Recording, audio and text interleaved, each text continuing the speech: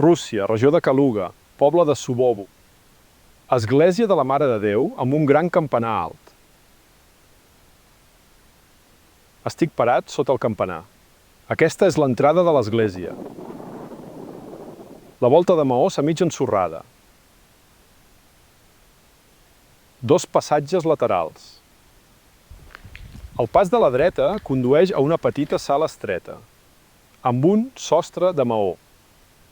Sembla un safareig.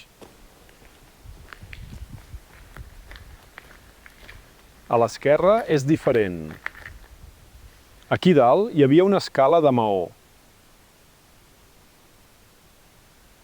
L'escala es va fer durant la construcció del campanar. Aquí teniu la prova. La meitat del maó està a la paret, la meitat a les escales. Aquí hi ha un altre maó similar. Escala molt estreta. Aquí no es va alterar res, els maons van romandre intactes.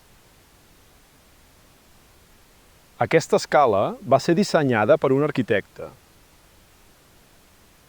Un home va caminar per una estreta escala fins al segon nivell del campanar. Però a sobre no hi ha sostres. I tampoc hi ha escales per pujar. L'escala feta durant la construcció només portava al segon nivell. Vaig pujar les escales de maó. Al mur del campanar hi ha nínxols maldestres, no com els nínxols per enganxar bigues de terra. Evidentment, aquest forat no és per a la biga. Aquí també és descuidat. Restes de troncs de fusta serrats. Són massa primes per un sostre durador.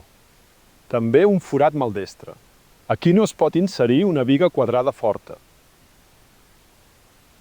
Encara que el forat es va fer durant la construcció, trossos rodons de fusta a la paret. Aquestes són les restes d'una bastida. Bigues gruixudes i duradores, però a diferents mides i a diferents altures. Això és una mena d'embolic, no un projecte. Activitats de constructors torts. Bigues de fusta de diferents longituds i gruixos a diferents alçades.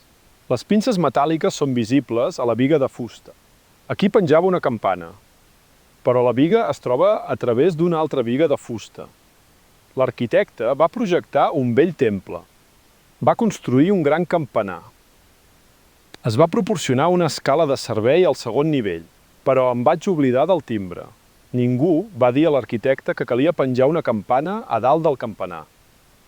Llavors van venir homes torts i van construir una terrible estructura de fusta,